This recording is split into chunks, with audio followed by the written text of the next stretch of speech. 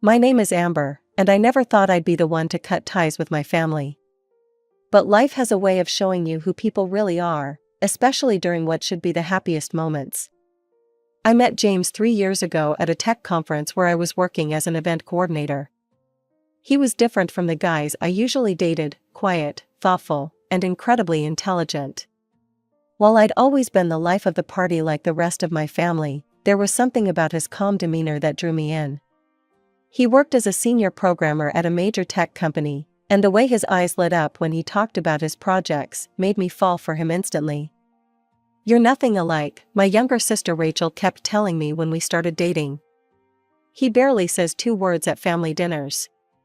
She was 5 years younger than me, but always acted like she knew everything about relationships.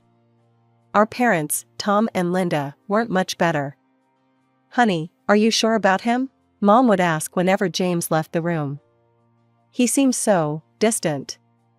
I tried explaining countless times that James wasn't distant, he was just introverted. He preferred small gatherings to large parties, meaningful conversations to small talk. But my family never tried to understand. They saw his quietness as arrogance, his introversion as a personal slight against them. Despite their disapproval, James and I got married a year ago. It was a small ceremony, just the way we both wanted it. My family attended but spent most of the time making passive-aggressive comments about how different everything was from traditional family weddings. "I don't understand why they can't accept you for who you are," I said to James one evening after another tense family dinner. He just smiled that gentle smile of his and shrugged. "Not everyone needs to understand me, Amber. As long as you do." That's what I loved about him, his ability to stay above the drama, to not let other people's opinions affect him. But things were about to get much worse, and even his calm demeanor would be tested. It started with a phone call from Mom last weekend. "Amber, dear, we're having a family dinner next Saturday. Just you, though, we know James doesn't enjoy these gatherings." I felt my blood pressure rising. "What do you mean, just me?" "Well," Mom hesitated, her voice trailing off. "We're having some relatives over, and you know how James is with crowds. We thought it would be better if..." "If what, Mom?" "If my husband stayed home while I pretended to be single at family gatherings?" "Sorry, Mom, but I'm not coming without my husband. That's not how marriage works." I hung up before she could respond, my hands shaking with anger. When I told James about it later, he just laughed. Everything changed when Rachel called me one sunny morning.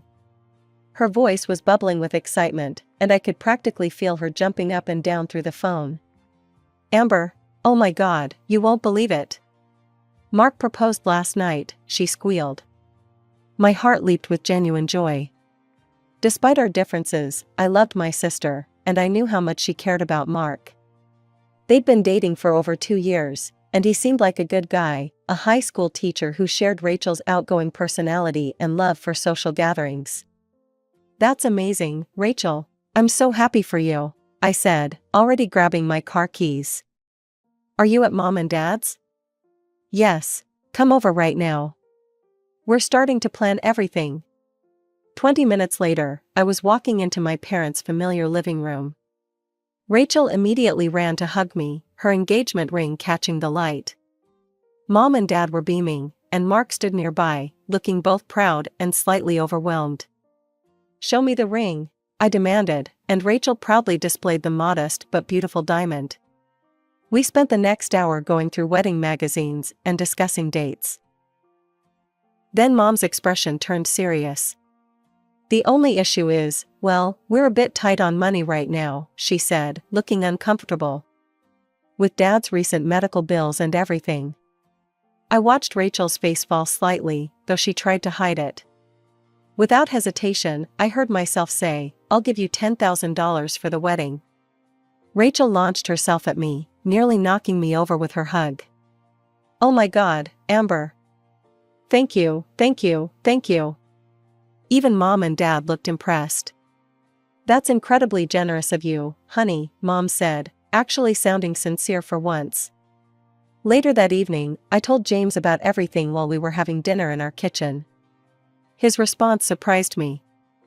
"I have an idea," he said, putting down his fork. "What if we also get them tickets to the Maldives for their honeymoon?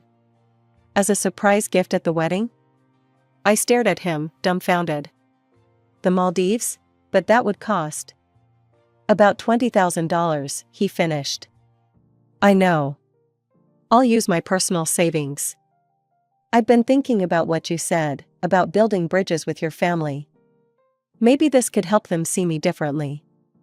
I felt tears welling up in my eyes.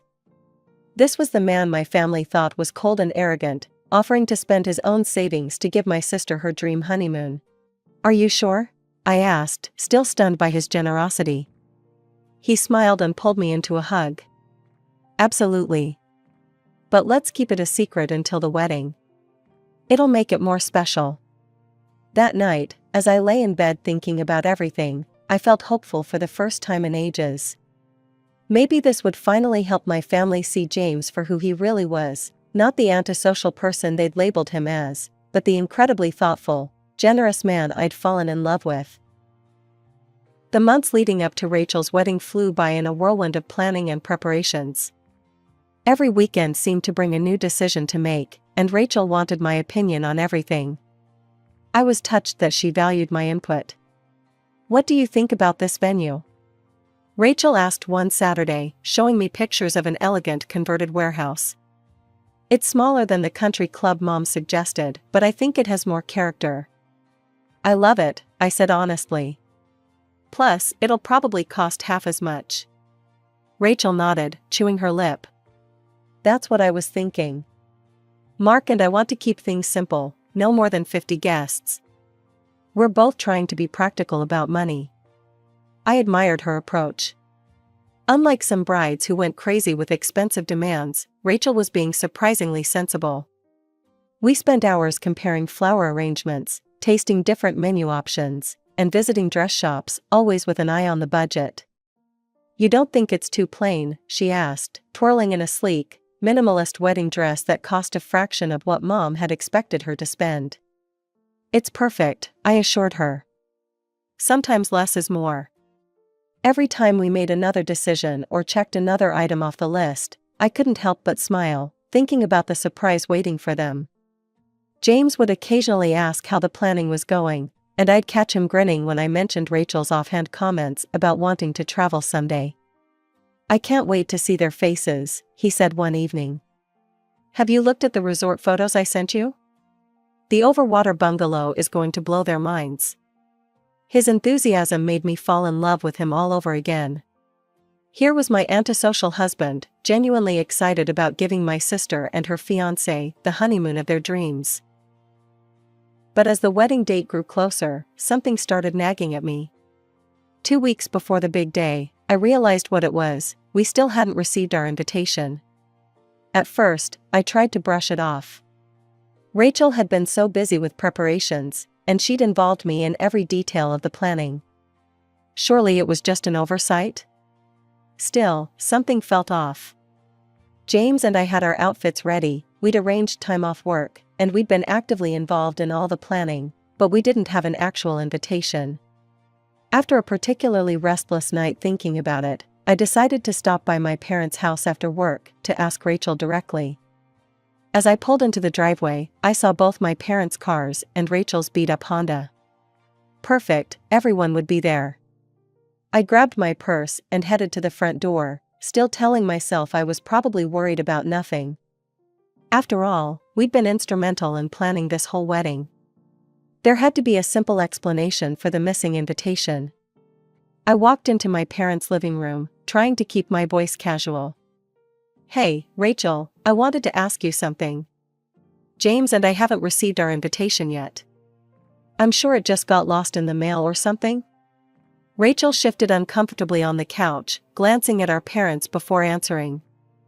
"Oh, actually, I wanted to give it to you in person." She reached into her purse and pulled out a cream-colored envelope, handing it to me with what I now recognize was forced enthusiasm. "Here you go." My hands were shaking slightly as I opened it. The invitation was beautiful, elegant script on thick paper, exactly the style we'd picked out together. But as I read the words, my stomach dropped. There was only one name on it, mine. Rachel, I said slowly, my voice sounding strange to my own ears. Why isn't James's name on this? She straightened up, and I saw something change in her expression. Gone was the hesitation, replaced by a defiant look I'd seen many times when we were kids, and she was about to do something she knew was wrong.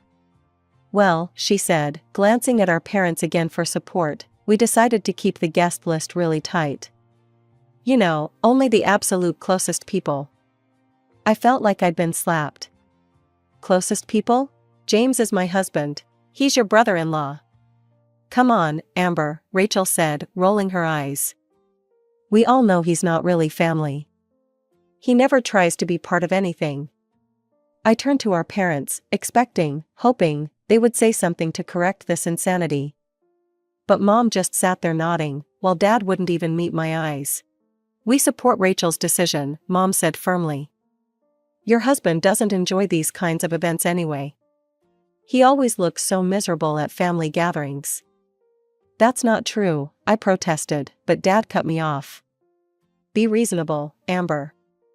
He'll just sit there with that sad face of his the whole time, making everyone uncomfortable. Besides, he added, as if this was the clincher, this way Rachel can save some money on the catering. Save money? I repeated incredulously. You're talking about excluding my husband to save money on a plate of food? It's my wedding, Rachel said, crossing her arms. I get to decide who comes, and I don't want him there bringing down the mood. He can stay home and code or whatever it is he does. I stood there, looking at these three people who I'd known my whole life, trying to understand how we'd gotten here. How could they sit there and so casually exclude my husband, act like he was some random acquaintance rather than family? The worst part was seeing how rehearsed it all seemed. They'd clearly discussed this before, prepared their arguments, agreed among themselves that this was perfectly reasonable. While my husband had been spending his savings on their dream honeymoon, they'd been plotting to exclude him. Let me get this straight, I said, my voice dangerously quiet. You want to exclude my husband to save money on the wedding that I gave you $10,000 for? $10,000 that I handed over without any conditions or expectations?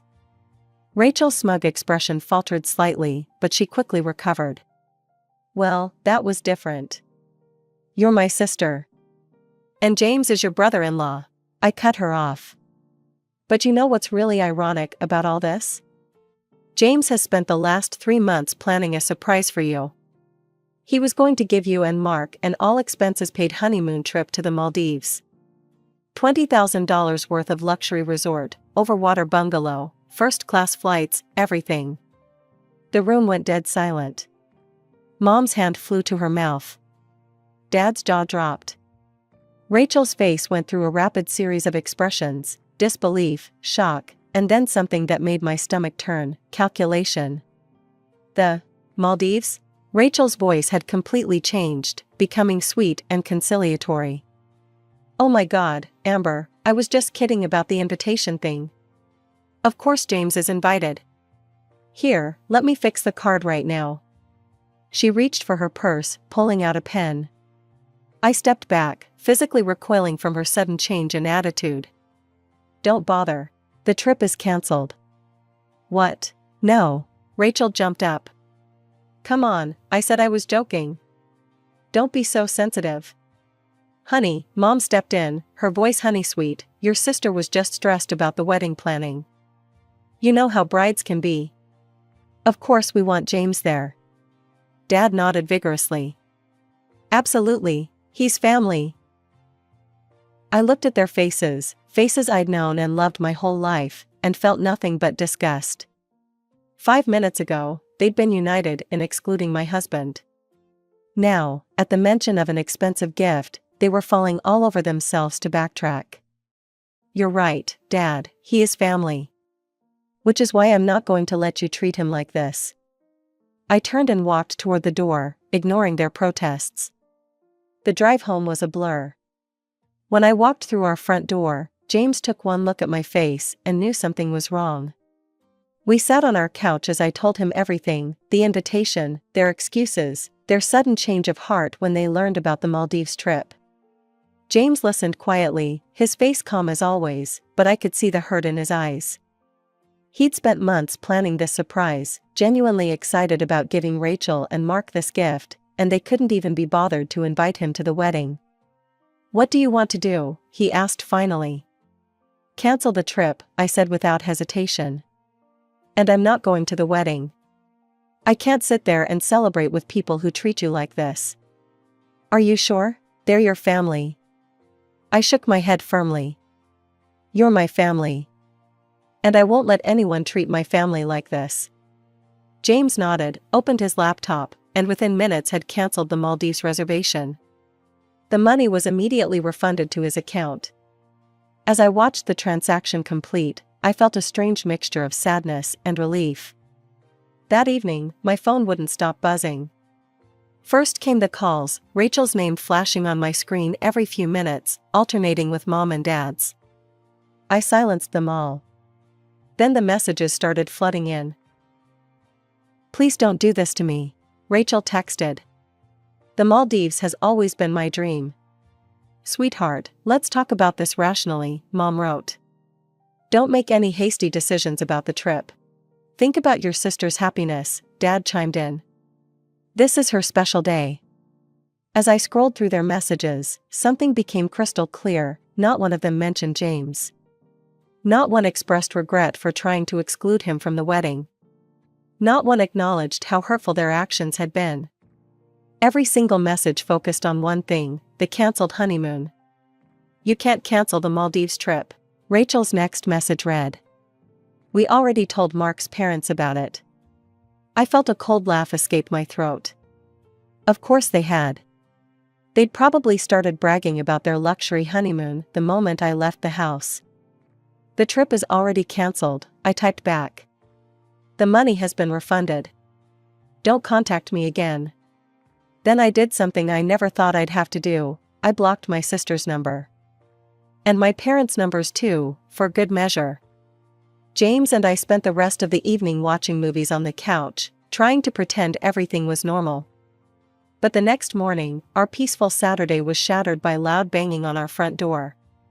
Before we could even respond, the door burst open. My parents must have used their emergency key, the one I'd given them years ago for actual emergencies. Rachel stormed in first, followed by Mom and Dad. They didn't bother with hellos or explanations. "How dare you cancel our honeymoon?" Rachel screamed, her face red with anger. "You have to reinstate it right now." "Calm down," James said, standing up from the couch. "You can't just burst into our house like this." They ignored him completely, as if he wasn't even there. "Do you know how embarrassing this is?" Mom demanded. "After we already told everyone about the Maldives?" "Fix this right now," Dad ordered, pointing his finger at me.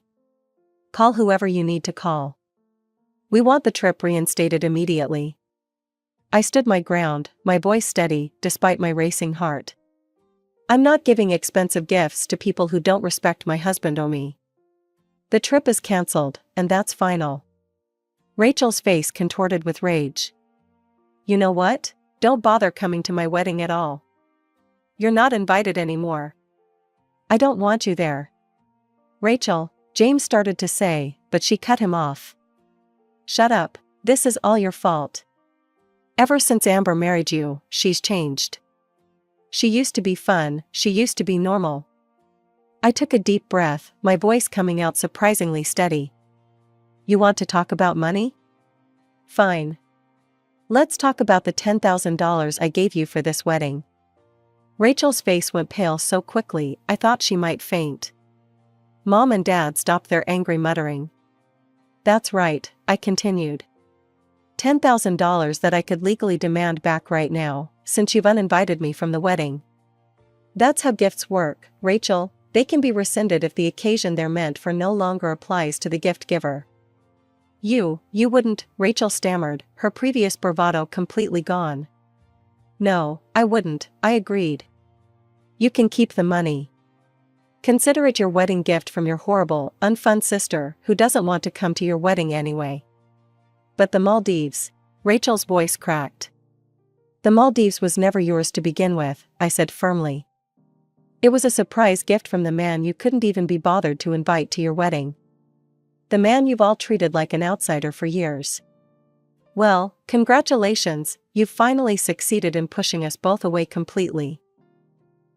Rachel's face crumpled, and she burst into tears. But I'd dreamed about the Maldives my whole life. It's not fair. Mom and Dad immediately wrapped their arms around her, like they always had when we were kids, and she didn't get her way. They shot me venomous looks as they guided her toward the door. I watched them leave, coddling my sobbing sister between them, and felt nothing. No guilt, no sadness, just exhaustion. The door clicked shut behind them, and suddenly the house was quiet again. James came up behind me and wrapped his arms around my waist. I leaned back against him, drawing strength from his steady presence. I'm so tired, I whispered. Tired of their arrogance, tired of them only thinking about themselves, tired of them treating us, like this. I know, he said softly, kissing the top of my head. I turned to face him, a small smile forming on my lips, despite everything. You know what? Let's do something with that refunded money. Something for us. What did you have in mind?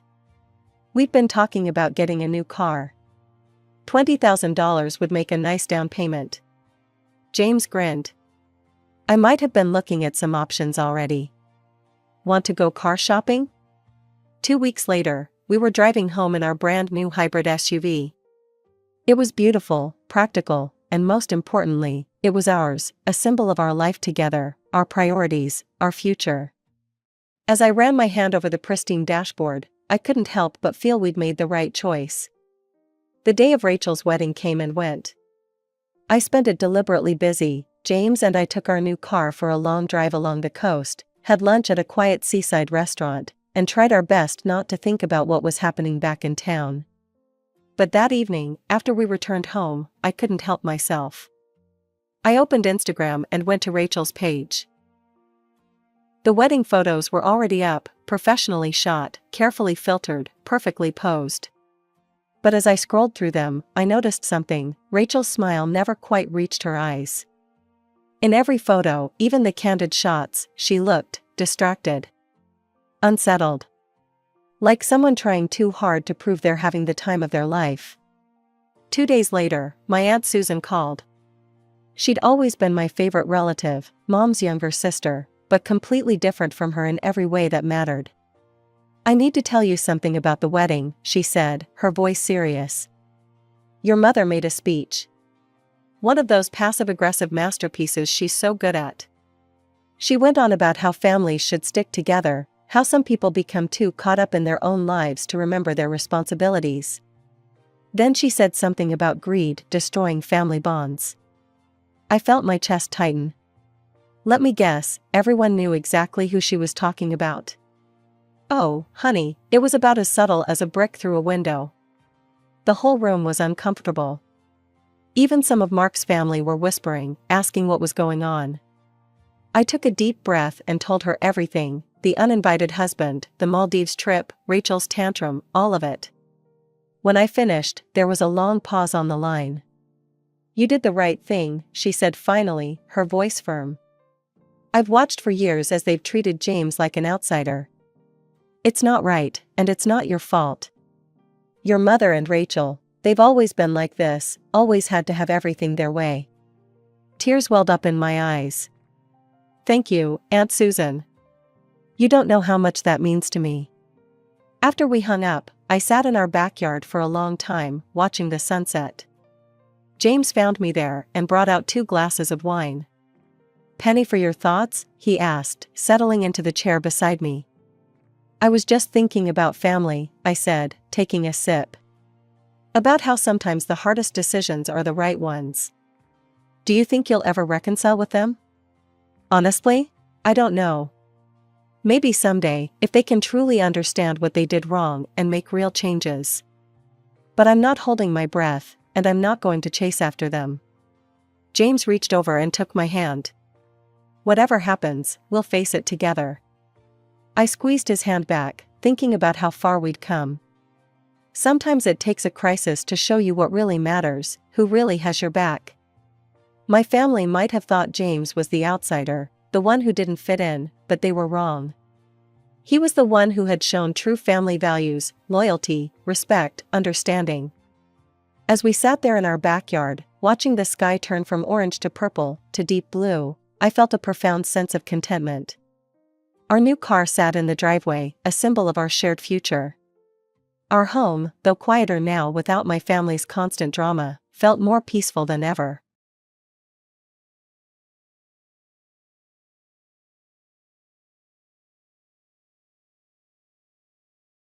My name is Tom, and I'm a 35-year-old man with a happy life now. But my past was filled with drama, and I want to share that story. I have a brilliant younger brother named Nick, who was exceptionally smart, always getting perfect scores in elementary school without studying. Our parents had high hopes that he would get into one of the prestigious private middle schools in the state. On the other hand, no matter how hard I studied, I always scored below average and couldn't improve my grades, especially in math where I consistently scored around 50. People often compared us harshly. They would say, "Oh, Nick is so smart. Why is your brother so dumb? If he scores like this in elementary math, he'll be hopeless by middle school." It was painful to hear, especially since I was trying my best. I remember being proud of scoring 70 in social studies, but my mother dismissed it, saying, "How can you say you did well with scores like this? Stop being stupid. If you were trying, you'd definitely get a perfect score. Maybe you should take a lesson from Nick." My brother mocked me too, saying, "You're getting scolded. You're really dumb, bro. Even I can solve these problems. Are you really in 6th grade? Maybe you should start over from 1st grade." My mother was always angry when she saw my test results.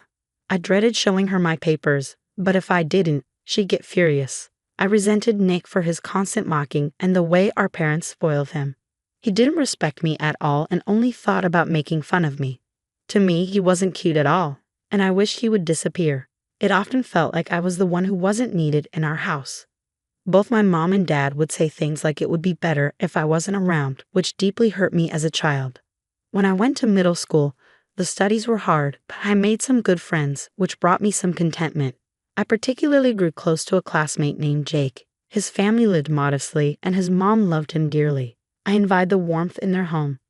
Jake's mom always offered me snacks when I visited, and she treated everyone equally with a smile. This was very different from my parents, who ran a business with my dad as the president and my mom handling the office work. Despite being the son of a president, I never felt loved. Although we were well off, I felt they spent more money on my brother. For instance, during field trips, when the school allowed us to buy snacks up to $3, I received $1. But my brother got $10. He enjoyed being the king, handing out snacks to everyone in class. I realized early on that money isn't everything when it comes to happiness. During the summer vacation of my 3rd year in middle school, I wanted to improve my weak subjects, math and science, by attending a summer course at a tutoring center. I asked my mom for help. "Mom, I need a favor. There's a summer course at the tutoring center by the station. They said you don't have to be a regular student to attend. If you take 5 subjects, you get a discount." "What? A summer course? We don't have money for that. Spending money on you is a waste when we could spend it on Nick," she replied. "Please let me go. I'll study hard." "You're going to drop out of school and work, so you don't need to study. Congratulations, now you're free from your weak subjects." "Wait, what do you mean?" "It means you're going to drop out of school and work for our company. Don't you get it?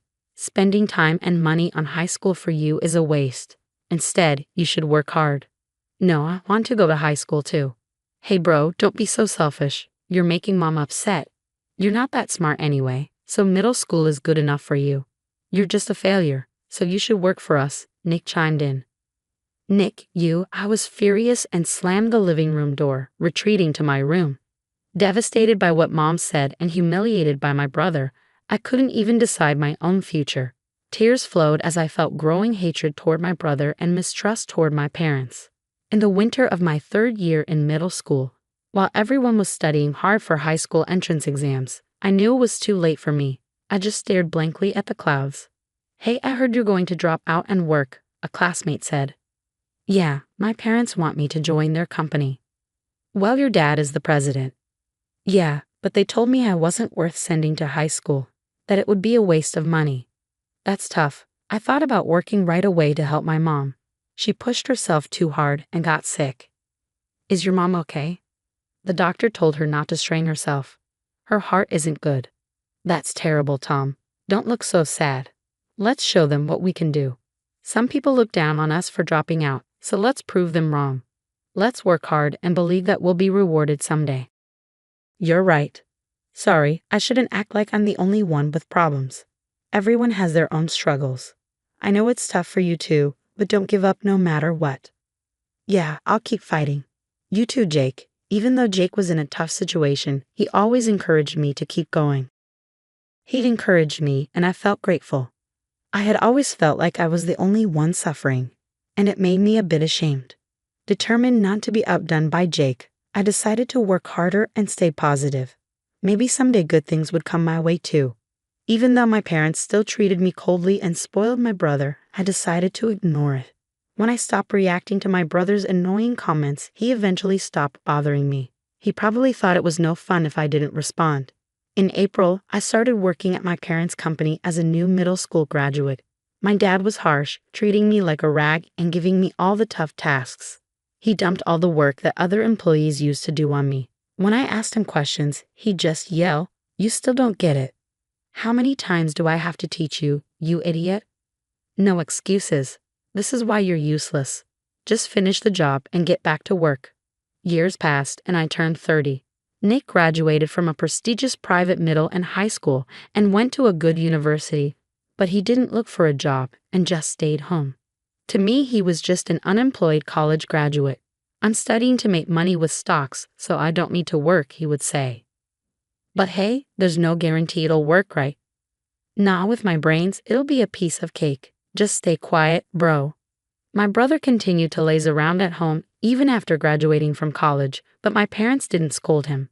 They just said, "He'll make it big someday," sounding carefree. I doubted that would ever happen, but saying anything to them was useless, so I decided not to warn my parents. One morning, while I was working at the company, I suddenly heard a crash. Turning to see where the sound came from, I saw my dad had collapsed. "Dad, dear, help. Call an ambulance." We called an ambulance immediately, but my dad passed away shortly after arriving at the hospital. It was a heart attack. Dad had been overweight and had been told he had poor heart health, but he continued his unhealthy habits, which probably led to the massive heart attack that killed him. Mom cried loudly, and my brother, who rushed over, turned pale. But strangely, I didn't feel sad. I felt relieved that one thing that tied me down was gone. Maybe I'm an ungrateful person, but only someone raised by toxic parents would understand. Even during the funeral, I didn't feel sad at all. Because of that, my mom berated me, calling me the worst son. After a week, Mom called me and my brother. "Sit down, I need to talk to you." "Okay," I replied. "All right," Nick added. "With your father gone, we need to think about the company. Nick, you'll take over the company. Your useless brother is fired as of today." "What?" I exclaimed. "Got it. Nick will leave the company from now on," my brother responded. "But I want to keep studying stocks. I'm begging you, only you can be the president." "I can't refuse if you ask like that, Mom. But can I study stocks when I have free time?" "Of course." "Wait a minute. I've dedicated myself to this company and now you're firing me and making Nick the new president? That's unfair." "What? Did you think you could be the president? You only have a middle school education. There's no way you can be the president. Don't make me laugh." "A middle school education. But you and Dad were the ones who made me give up high school. It's unfair to mock me for that." "How dare you talk to me like that? I gave birth to you. How can you say such things to me?" "But enough. You're leaving this house. We don't need you." I was in shock from everything she said. I had worked tirelessly for the company like a worker ant, and this was how I was treated. I couldn't stand her saying she gave birth to me. Even at my age, I didn't want to think like a child. But I thought it was wrong for parents to say, "I gave birth to you," or "I raised you." Having children is a form of self-satisfaction, so I didn't like the condescending, "I did this for you" attitude. If I ever have kids, I wouldn't want to say things like that to them. After being told so much by my mom, I decided I would leave the house. I went back to my room, packed my things, and decided to take only the essentials. I had nowhere specific to go, but I figured I could stay at a business hotel while looking for an apartment. Leaving the house, I checked into a nearby business hotel. The space without my mom and brother felt peaceful. There was no one to bother me or say mean things. As I lounged in my room, I thought about my classmate Jake. I wondered how he was doing. I hadn't been in touch for a long time, so I gave him a call. "Hey Jake, how's it going over there?" "Well, the factory I was working at just shut down." "What?" "Actually, my dad passed away, and I got kicked out of the company afterward." "Wait, your dad died?" "Yeah, but strangely, I didn't feel sad. Does that make me a bad son?" "Well, you said your parents always disliked you and treated you unfairly. Maybe it's understandable. So what did you do after getting kicked out?" "My mom said she was giving the company to my brother and fired me. Then she kicked me out of the house too. But I guess it's time I left anyway." "I see. Hey, why don't we start something together?" "Huh? Let's build something from scratch, our own company."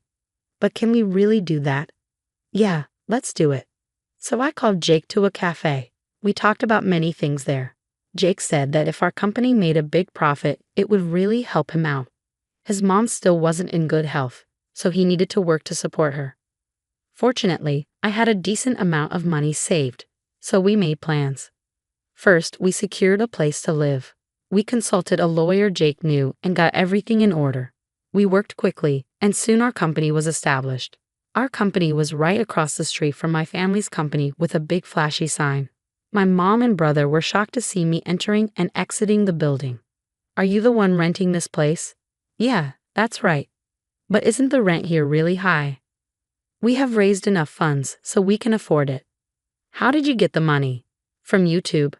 I posted stories about toxic parents and they got a lot of views." "Wait, are you talking about me?" "Maybe." "This huge sign and this place were featured in an interview before the industry." "Yeah, it's a comics publishing company." "I knew it.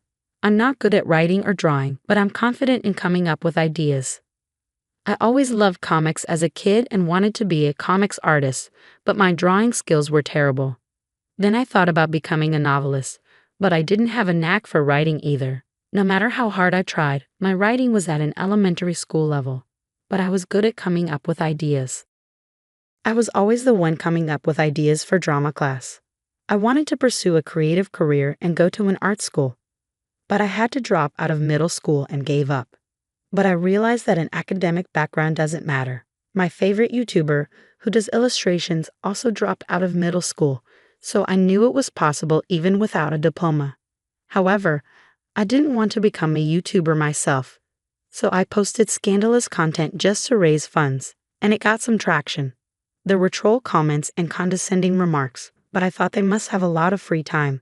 Thanks for watching. I kept posting. With the funds I earned, I started a comics publishing company. Even though my company was a comics publisher, it was different from boys' or girls' comics.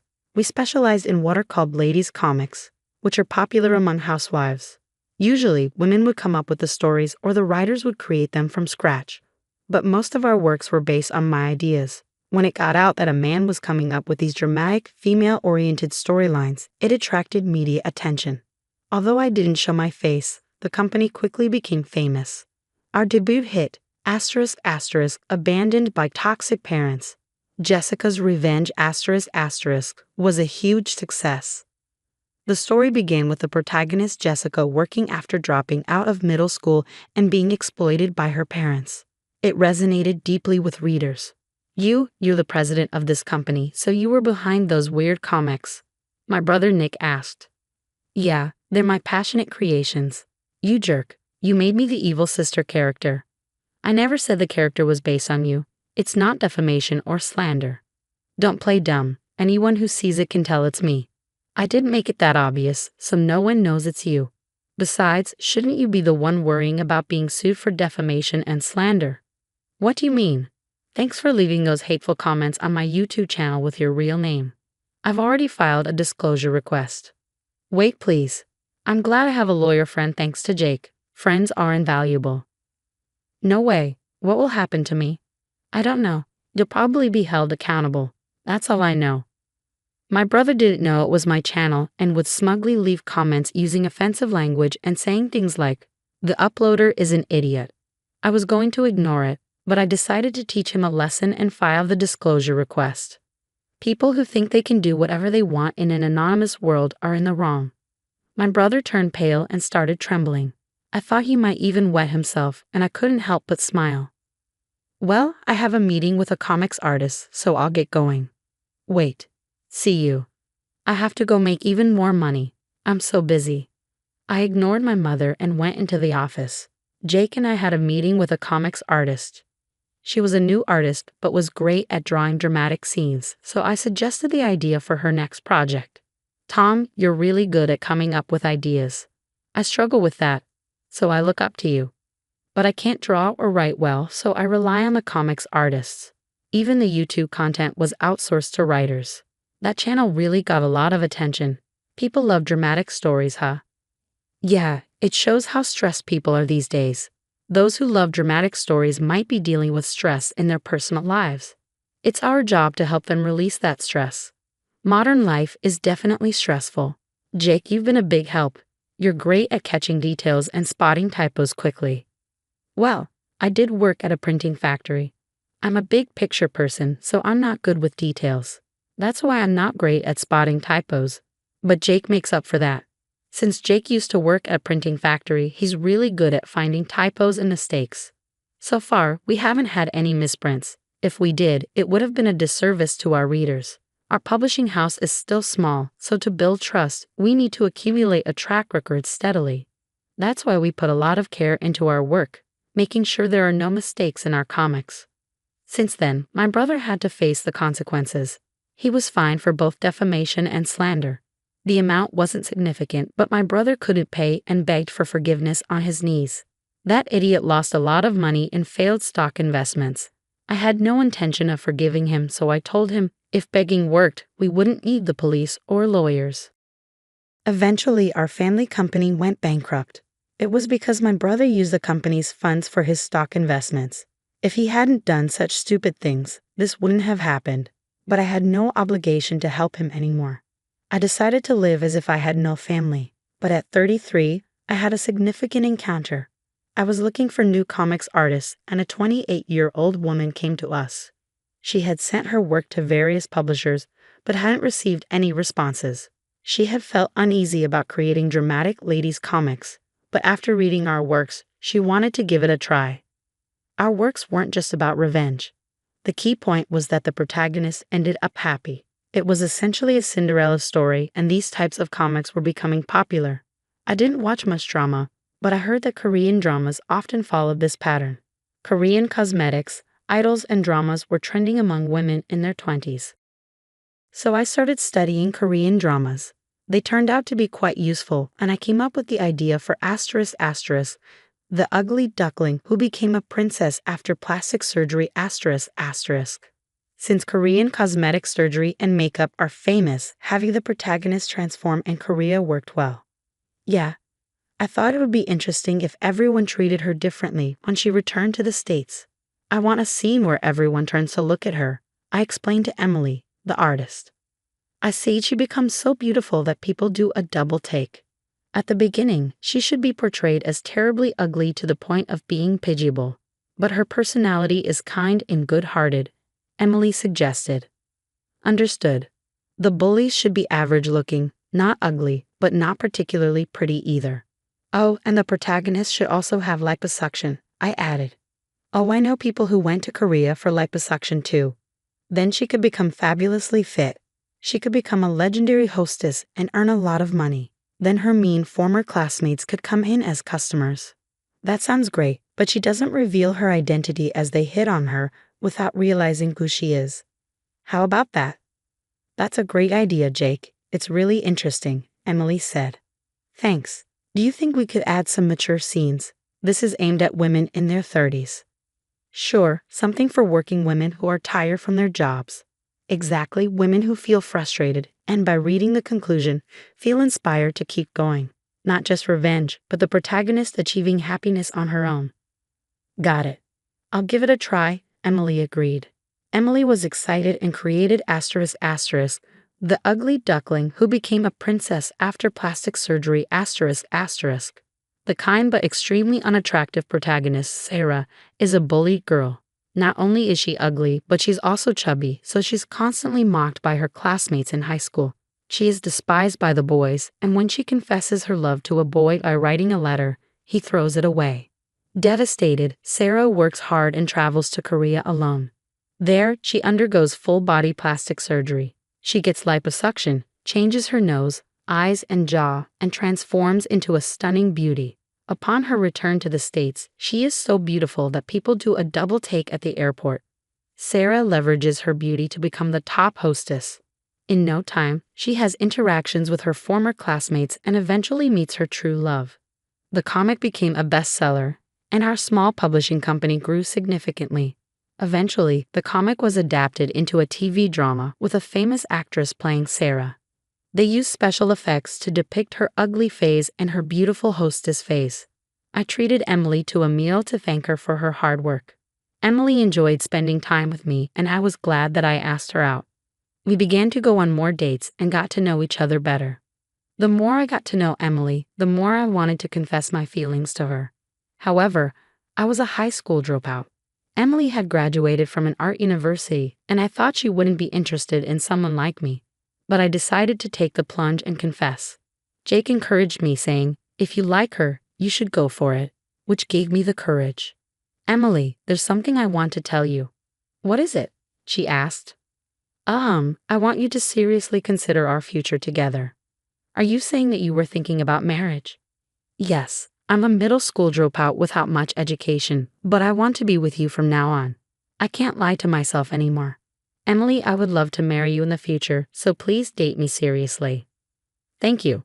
I've been wanting the same thing." "What?" "I've been happy to be more than just work partners with you," Emily replied. Emily gladly accepted my proposal. I felt relieved that I had expressed my feelings. Emily didn't mind that I was a middle school dropout and said that everyone has their own path in life.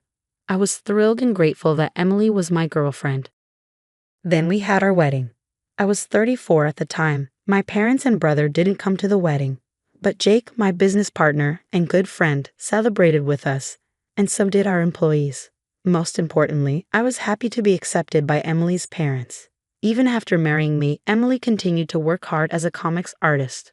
Though she struggled with coming up with ideas, her artwork was excellent. She drew captivating images, and I thought she had immense talent. Many works were created with my story ideas and Emily's drawings. Jake also managed other artists and nurtured many of them. Our company grew steadily and became well known in the ladies' comics market. Just before my 35th birthday, Emily seemed unwell. I thought it might have been something she ate, but then she said, "Actually, I've been told I'm expecting." "What? We're having a baby. You're going to be a father." "Me? A father?" "Yes, you're going to be a dad." "I'm so happy. That's amazing," I said, overwhelmed with emotion. I lifted Emily up and put my ear to her stomach.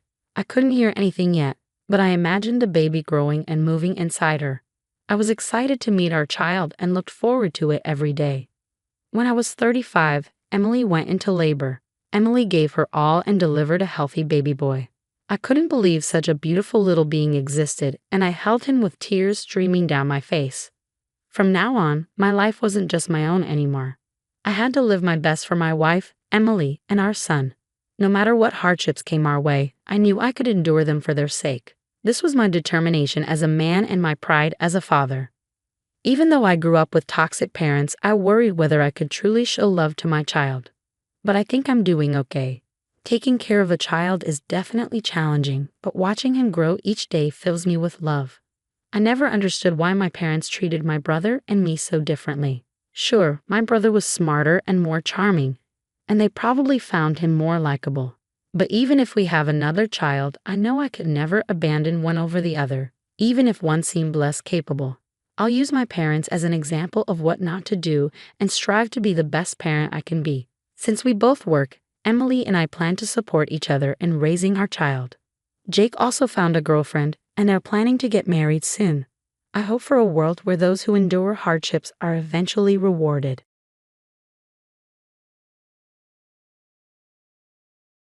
I heard a splat and turned towards the sound.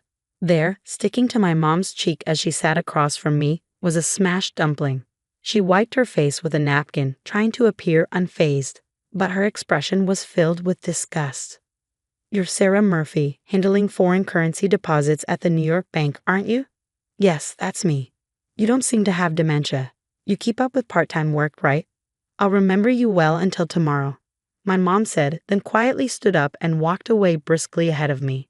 My name is Jessica Jones, a 29-year-old office worker. Since graduating from college, I dedicated myself to my job and didn't date much. But a few months ago, I got a boyfriend named Charlie who was the same age as me. He was introduced to me by a colleague. Although he had a steady job as a banker, he was nice, gentle, and polite to everyone, which made me feel comfortable with him.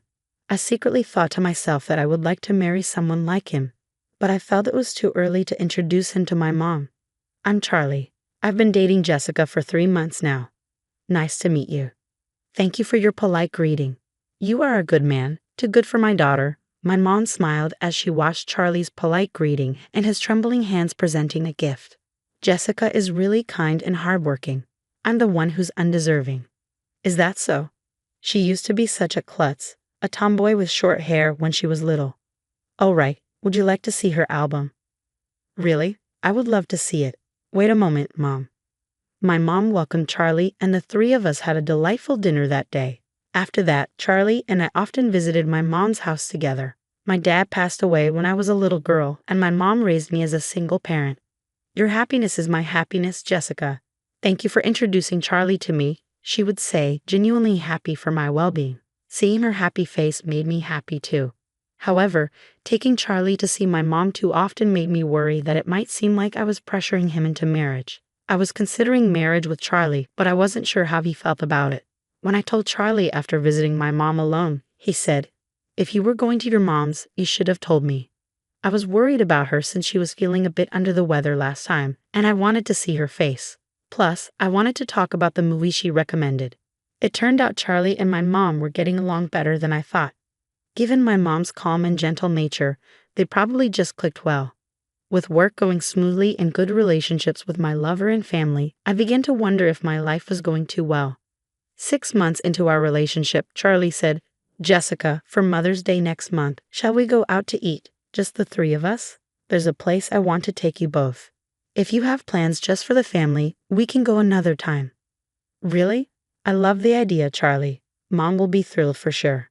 So we decided to go out for dinner on Mother's Day. I thought about inviting my sister, but she was married and had little children, so we settled on just the three of us. "Oh, I recognize this place. I love the Chinese food here." "Really? You knew about this restaurant?" "Sure, I used to come here often. But Charlie, you really know your stuff, finding a place I like." Charlie blushed with the compliment. Having never been to this restaurant, I followed Charlie and my mom's lead. The restaurant was adorned with chandeliers and large lanterns, showcasing luxurious decorations. A waiter stood tall next to a large swivel table. I understood that this was a high-end Chinese restaurant. "Then please bring us the special course I ordered," Charlie said calmly to the waiter, watched by my mom with a beaming smile. I was probably the only one feeling nervous in this situation. As we were tucking into the dishes being laid out one after another, the aroma of dumplings filled the air. Then, from behind me, a high-pitched woman's voice rang out, "Right. What are you doing here? You are Sarah." Charlie's face turned pale in an instant. I turned around to see a smirking woman standing with her arms crossed. "So you left our bank and had the nerve to come here? You must have settled for a small regional bank, huh? Can you even afford this?" Charlie stopped his chopsticks and looked down slightly. "That's none of your concern, Sarah. Besides, we are in the middle of a precious dinner, so please stop." Charlie's voice trembled slightly. "My apologies for interrupting your precious dinner," Sarah said, scrutinizing my mom and me with a lingering look. I met her gaze. "Excuse me, may I ask who you are?"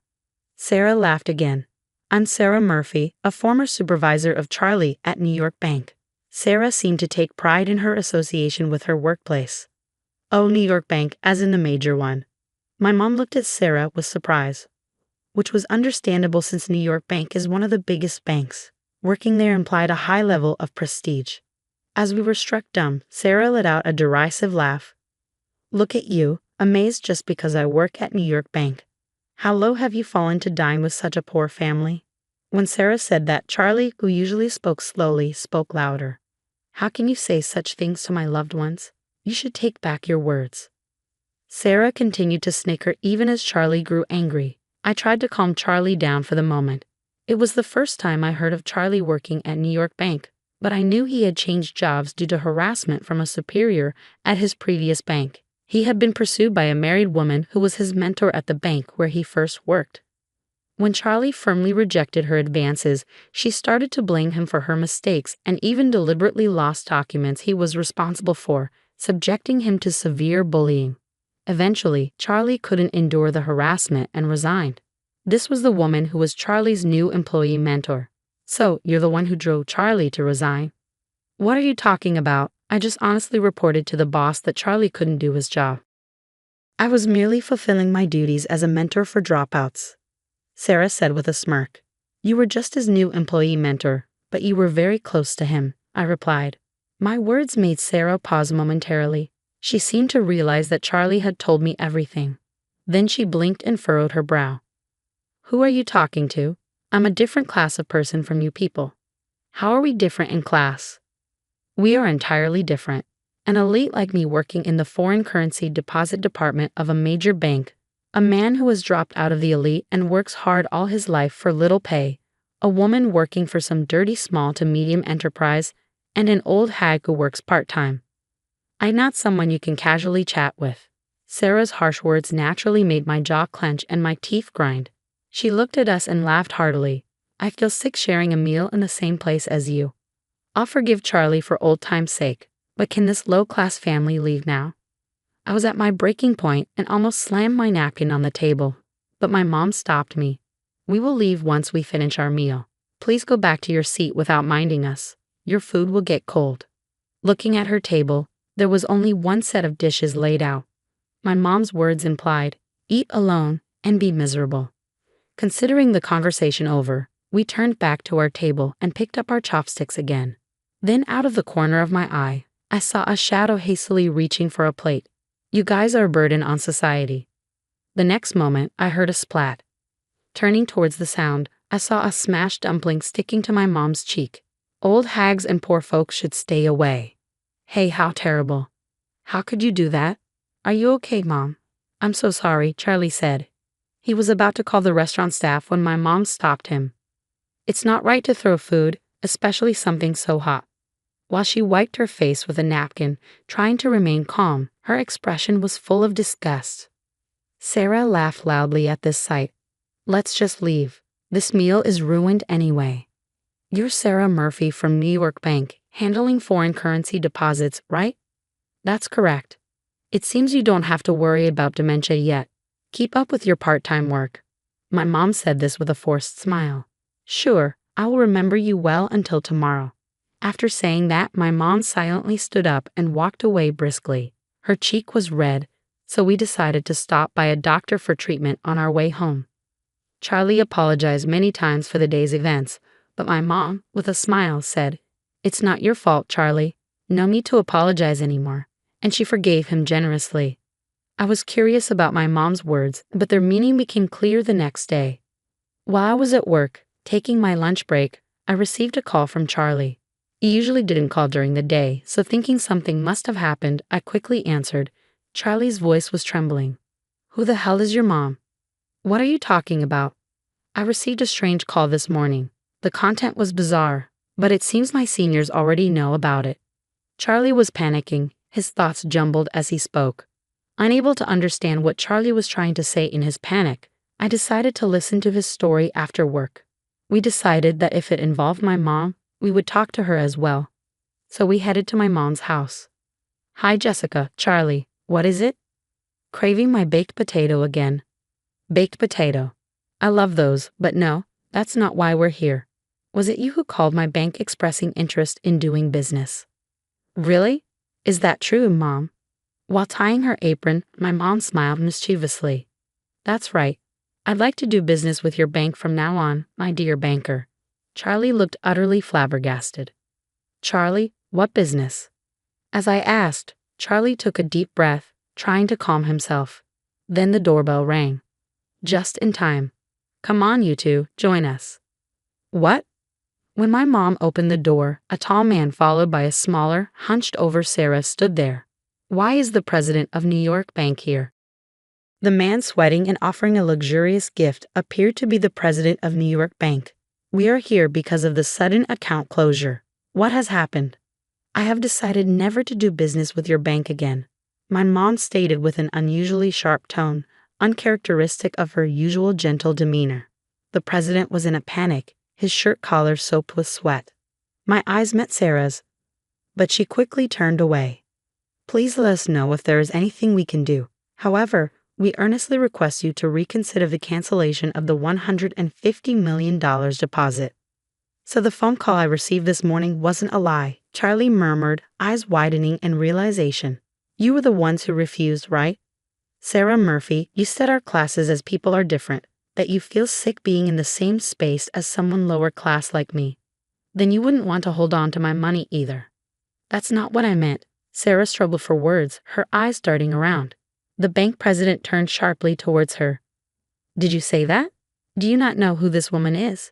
She is Carol Jones, one of the top 3 investors in the USA. A legendary figure indeed. My mom was a well-known legendary investor with a net worth of several billions of dollars. She had entrusted $150 million for management to New York Bank. However, due to the incident with Sarah, she decided to cancel this deposit. Realizing the gravity of her actions, Sarah trembled. What are you doing? Apologize to her. The president forced Sarah to apologize. I am truly sorry, Sarah said, bowing deeply.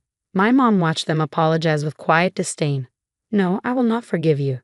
As I have already decided and mentioned on the phone today, please transfer my deposit to the designated bank by the end of this month. I am so sorry. Please, I beg you to reconsider. I didn't know who you were and was rude, but such an incident will never happen again. If you judge people by their appearance and act so rudely towards them, then I can't trust you, my mom replied coldly. Sarah swallowed hard at my mom's sharp words, collapsing to her knees. Please, I'm really sorry.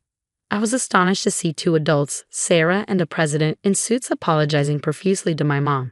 However, my mom did not nod in agreement at all. Sarah, realizing she was not forgiven, looked up, then made eye contact with me and Charlie.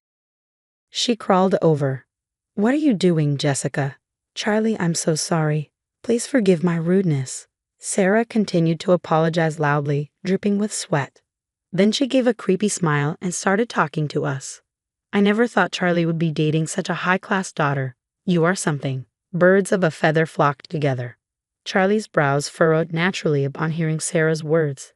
The president then asked, Excuse me, do Charlie and Sarah know each other? Sarah visibly paled at the president's question. Charlie clenched his fist tightly and took a deep breath. Yes, I used to work at the New York Bank a few years ago. Sarah here was my new employee mentor. Is that so? Well, if you're interested, would you consider working at New York Bank again? We can certainly offer you a very good position, the president suggested, his smile similar to Sarah's. After a brief silence, Charlie looked straight at the president and said, No, thank you. I don't want to be part of a system where mentors force affairs, and I will never return to a bank where junior employees take responsibility for their boss's mistakes. Forcing affairs and taking the fall for mistakes. Sarah, can you explain this? The president's face turned red, while Sarah turned deathly pale. Well, do you realize what would happen to our bank if this comes to light? The president stammered. However, I realized his concern wasn't just about the bank. His anger was different from that of a boss scolding his employee. It was a look of contempt and sadness directed at Sarah. Excuse me if I'm mistaken, but could it be that you, the president, also have something with Sarah? I asked. The president looked down quietly, and then drops of water, different from sweat, fell to the floor. You said I was the one you were meant to be with. We are both married, but it was just that we met too late, he muttered. I was speechless at the shocking turn of events. While we were taken aback, the president confronted Sarah, who had been having affairs at work despite being married. Moreover, she was using these affairs not just as flings but to advance her career. Sarah just hung her head in shame. The president was devastated by the shock of learning the truth. I felt a rush of anger. You sure looked down on us, didn't you? Well, I have a prestigious education and landed a job at New York Bank, and you think engaging in such despicable acts makes you polite? I just wanted to climb the career ladder. Sarah's eyes darted around, searching for an excuse. You just admitted that you're incompetent and can't do your job well. You judge us solely by our appearance, calling us poor. But no matter how excellent your education or career might be, what you've done is morally bankrupt. Now you will face the consequences. After a moment of silence, my mom chuckled and clapped her hands loudly once. That's the end of that. Don't come to my house anymore and don't contact me unless it's to arrange the payment. Now, if you understand, please leave. The president walked away listlessly, followed by Sarah. After they left through the front door, I watched them go for a while, their auras heavy and gloomy. Afterward, my mom's $150 million deposit was successfully transferred to the bank where Charlie works, and the matter was settled for the time being. Charlie's reputation at the bank improved due to this, and it seems certain he will be promoted in 6 months. On the other hand, according to a former colleague of Charlie, Sarah was fired after the incident. Her sudden dismissal became a topic of conversation among the bank employees, sparking rumors that something had happened. Then someone well informed about the affair between the president and Sarah exposed it within the bank. Furthermore, the wives of her other married lovers demanded alimony from Sarah. As a result, her affairs were revealed to her husband, leading to her divorce. Sarah was in debt for alimony payments and had lost her family. She confessed her affair with the president to the president's wife herself, saying, "It's not fair that I'm the only one who's unhappy." The wife calmly dealt with the confession and demanded alimony from Sarah. After this backfired and she accumulated more debt, no one has seen Sarah since. 3 months have passed since then. This Chinese food is always so delicious, but it would have been nice to make up for Mother's Day after all, my mom said. Charlie and Jessica weren't at fault, but we couldn't finish the meal that time. Right, this is my way of making it up too, Charlie added. We returned to the high-end Chinese restaurant to make up for that day, the 3 of us dining together again. We just hope for more peaceful days like these. By the way, Charlie, even if you and Jessica break up, I have no intention of changing the person in charge of my deposit. I dislike relationships where love isn't judged fairly. Hey Mom, what are you talking about? We're not held together by convenience. If we break up, it'll be clean and clear, right? Charlie's face turned red, even though he hadn't drunk any alcohol. I vow this. Unless Jessica dislikes me, we won't separate, Charlie said passionately. Right, Charlie. You are passionate, just like Jessica's dad when you was young, my mom said with a smile. As I listened to this conversation, I looked in the mirror decorating the restaurant and saw my face had turned the same color as Charlie's, even though I hadn't drunk any alcohol.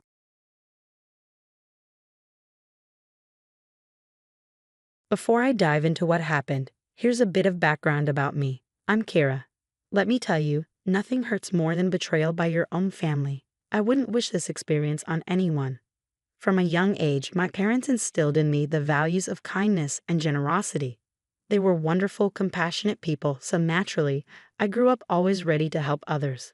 Unfortunately, my willingness to help often led to me being taken advantage of, and I didn't take steps to stop it.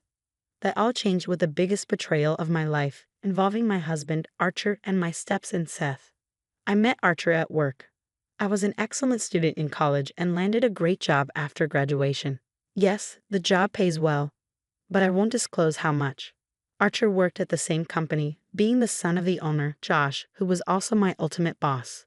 Josh mentored me, frequently saying, "I can see that you are a great worker, Kira.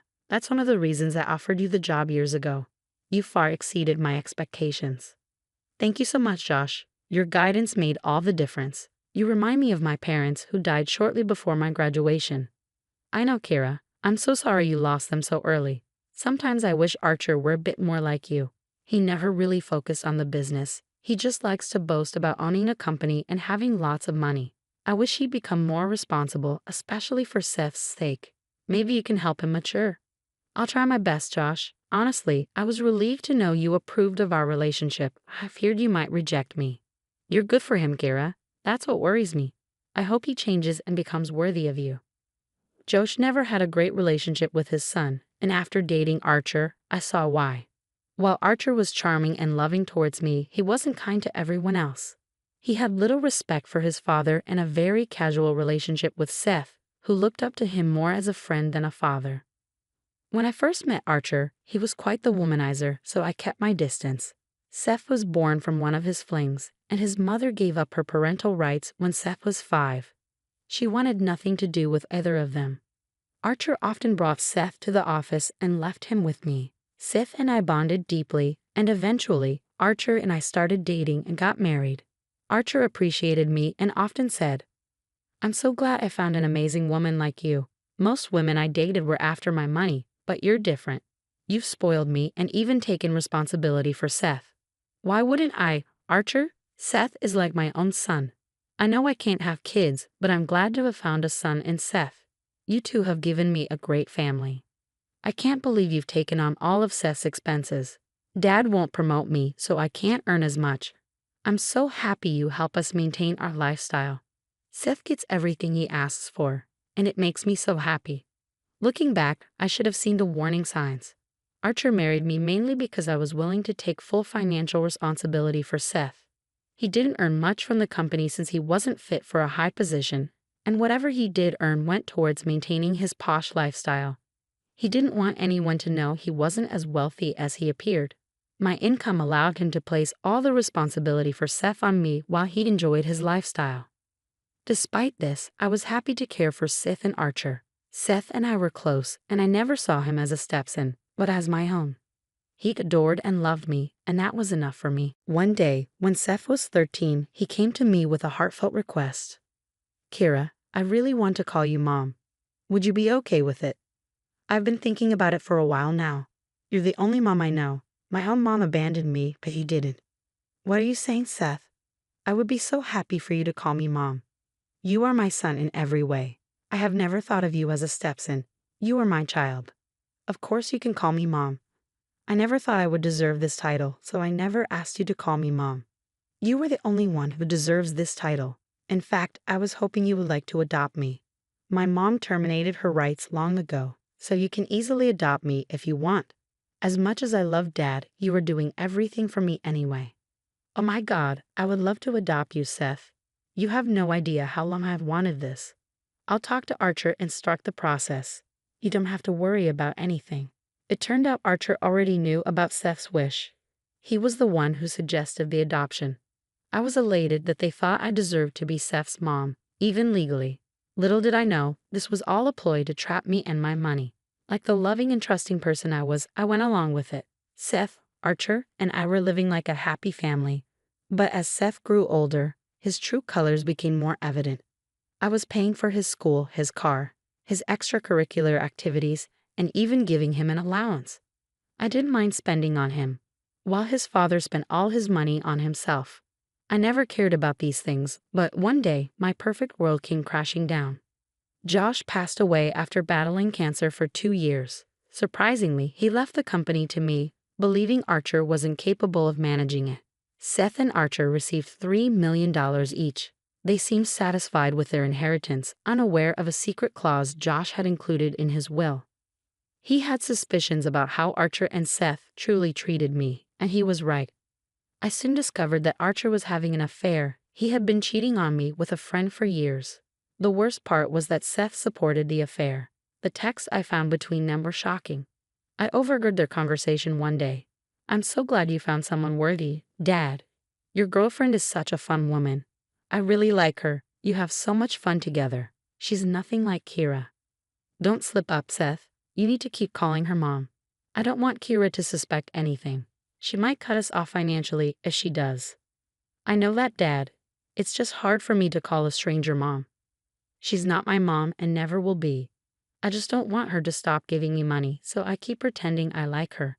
Your girlfriend is so much better. We need to keep up this facade, Seth. We can't let her doubt anything. Money is important to both of us. We have $6 million now. Why don't we just get rid of this woman? You can marry your girlfriend instead. We don't need Kira in our life anymore.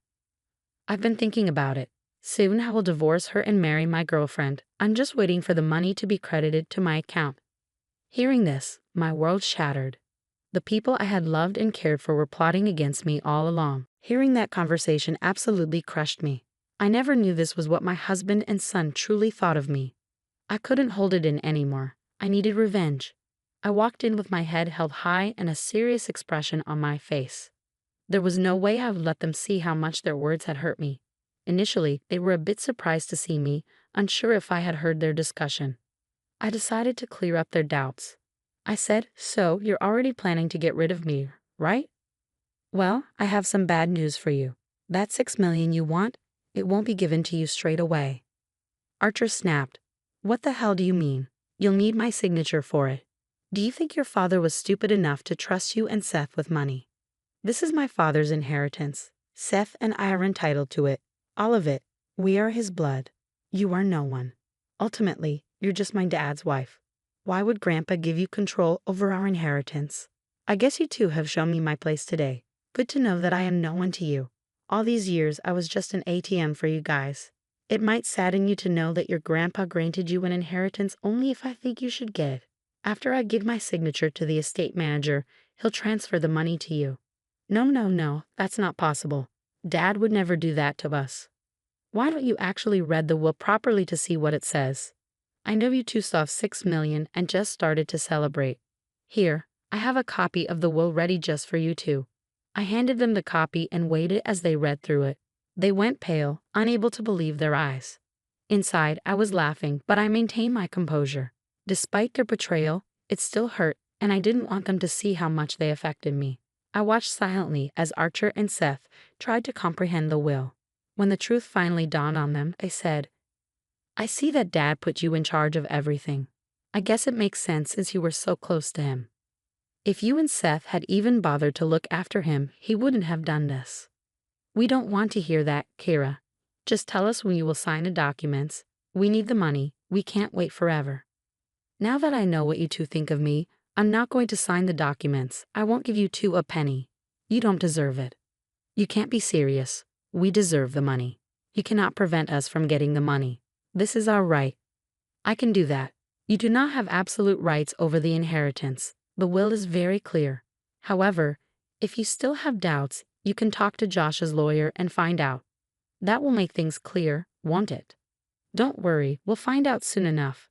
I don't believe a word that comes out of your mouth. Once we get the money, Dad won't have to stay married to you anymore, and I don't have to call a stranger Mom." Hearing that made my heart bleed. After years of loving Seth, he saw me as a mere stranger. I had stayed in a loveless marriage only because of Seth, whom I considered my son. His betrayal was the worst.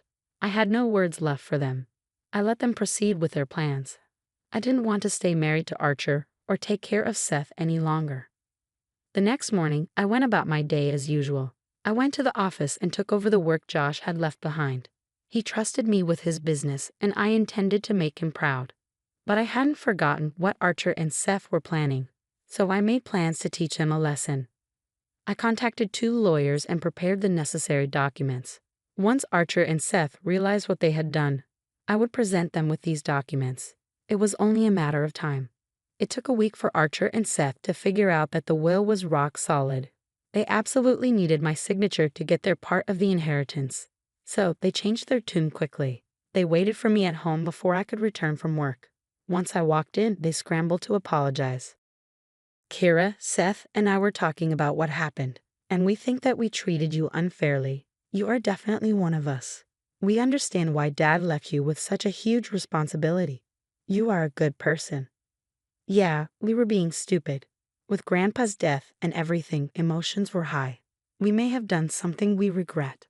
Oh, so you two have finally understood that you can't get $6 million without me. Good to know. It doesn't take much for you to change your tune. You were misunderstanding us, Kira. We didn't mean any harm. We were being extremely immature. We are family, and we should forgive each other. Mom, why can't you just forget it and move on? It was a small mistake. I'm sure you don't want to see your husband and son suffer, right? So I am Mom again now, no more stranger. It's rich of you to call me family. I distinctly remember you two telling me that I am not family and merely a stranger. I guess a stranger can become family when they control your finances. Come on, Kira. Seth is a child. He made a mistake. Yes, I shouldn't have cheated on you, but it was a one-time thing. I ended things with her today. It will never happen again. Please forgive us.